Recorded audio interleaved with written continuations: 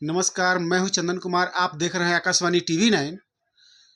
दोस्तों, आज बात करने वाले हैं, कुछ ऐसी विभाग है जहां पे आप अगर चले जाते हैं तो वहां पे इतना न लूट मचा हुआ है कि अगर चले जाएंगे तो वहां से आने के लिए आपके पास पैसा भी नहीं बचेगा। जैसे कि कोर्ट में आप अगर चले जाते हैं तो वहां पे जाने के बाद में आपको 50 प्रकार का लोग वहां पे मिलेंगे। कोई बोलेगा कि इतना पैसा दीजिए, आपका कागज जो है यहाँ देना है। कोई बोलेगा कि मुझे ये दीजिए, आपका कागज फंसा हुआ है, उसको निकलवाना है, वगैरह वगैरह। तो मेरे कहने का मतलब ये हुआ कि आप सोच के जाएंगे कुछ और वहाँ जाने के बाद में आपके साथ होगा कुछ और। ये तो हो गई कोर्ट कचहरी की बातें। दूसरा आपको बताते हैं मेडिकल लाइन के बारे में। किसी पेशेंट को लेकर आप अगर हॉस्पिटल में चले जाते हैं,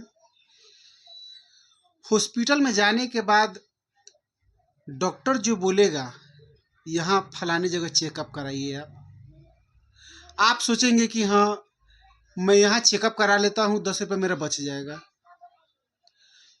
सपोज डैट आप किसी अदर जगह अगर चेक करा लेते हैं, वो रिपोर्ट अगर डॉक्टर के पास आप अगर लेकर जाते हैं तो डॉक्टर बोलेगा कि ये तो अच्छा नहीं है। उसको बोलता है कि हाँ ये अनलीगल है, उसने सही से नहीं चेकअप किया है, फलाने डॉक्टर के पास जाइए, वो बढ़िया करता है।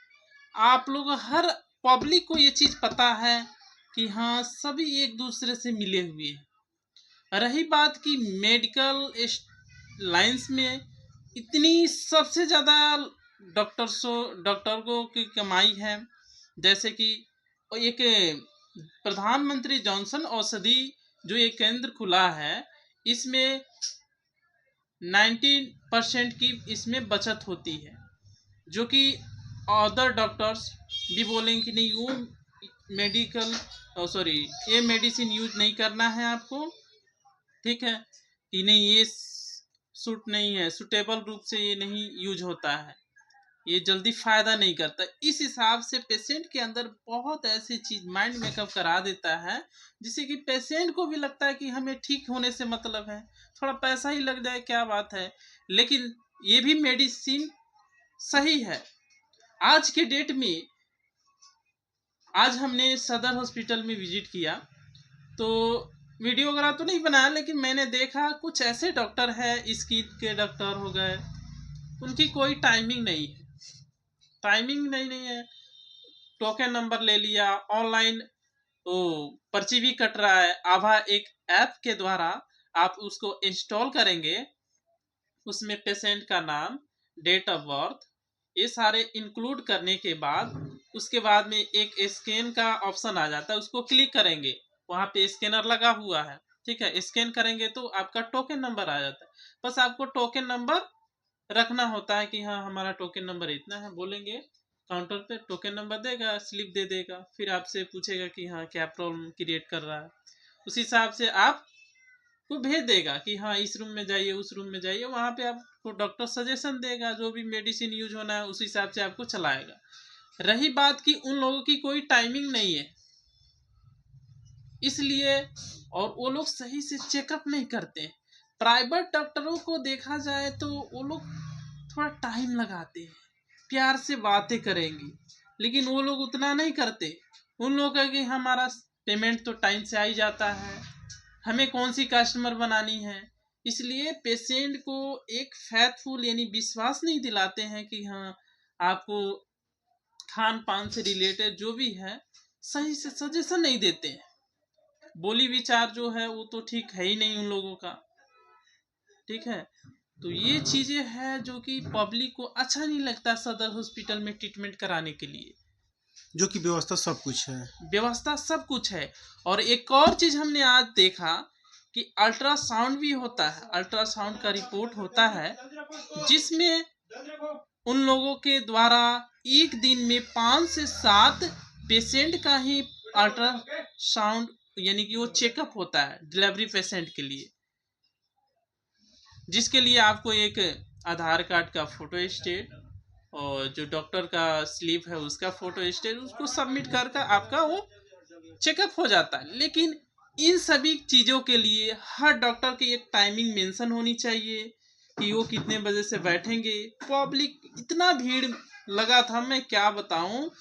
मैं भी थोड़ा जल्दीबाजी में था इसलिए मैंने वीडियो शूट नहीं कर पाया, नहीं तो मैं उस चीज़ को क्लिक कर लेता। इतनी सारी भीड़ थी, क्या बताएं। डॉक्टरों की कोई टाइमिंग नहीं है, किसी भी डिपार्टमेंट का, ईएनटी हो और आँख कान गला जो भी है, जितने भी डिपार्टमेंट, कोई टाइमिंग नहीं है ना चंदन जी। हाँ जी, कभी आपने ये चीज नोटिस किया? मैं भी देखा हूँ इस चीज़ को। बात एजुकेशन की, एजुकेशन किसी ने सच ही कहा है, education is the passport to the future.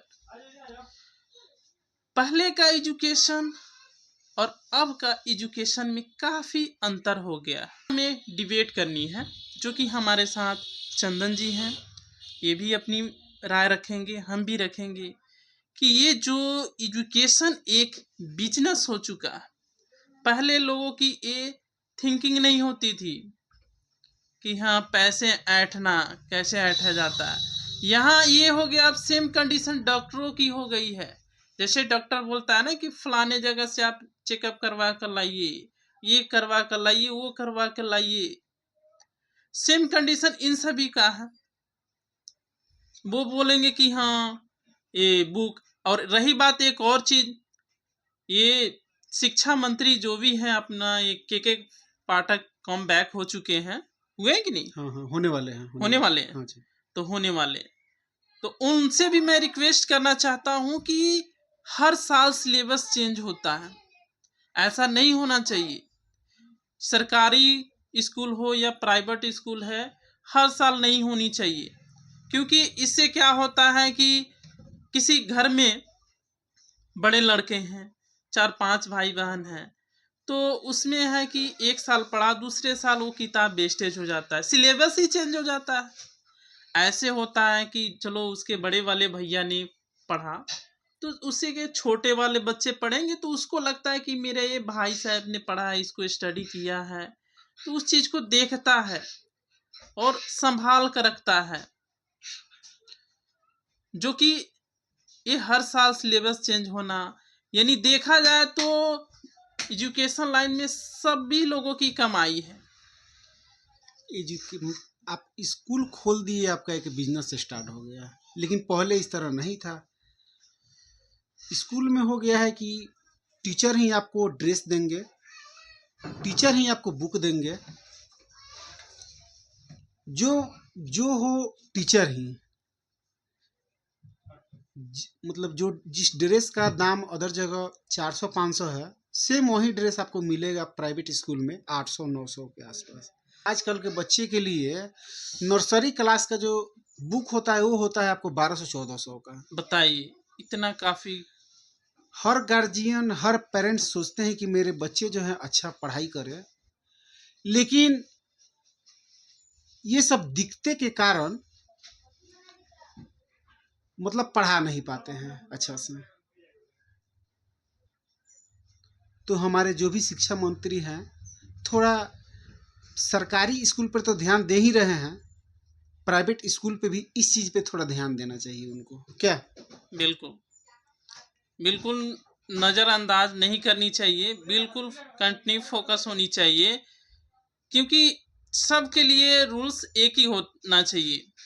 रही बात की हॉस्टल की व्यवस्था होनी चाहिए, कई बार ऐसे होता है, अधिकतर हमने हॉस्टल देखे हैं तो प्राइवेट का ही, सरकारी का बहुत कम है। ऐसा नहीं मैं बोल रहा हूँ कि नहीं है, लेकिन बहुत कम है, जो कि इस लेवल को भी बढ़ाना चाहिए। कुछ ऐसे पेरेंट्स हैं जो कि अपने बच्चों को संभाल नहीं पाते हैं, लेकिन उनके पास पैसे की कमी होती है, जिसकी वजह से वो हॉस्टल में नहीं डाल पाते। फिर उनका बच्चा का फ्यूचर खराब हो जाता है। इन सभी चीज़ों के विषय में सरकार को भी थोड़ी विचार विमर्श करनी चाहिए कि हाँ, इस लेवल को भी बढ़ाया जाए।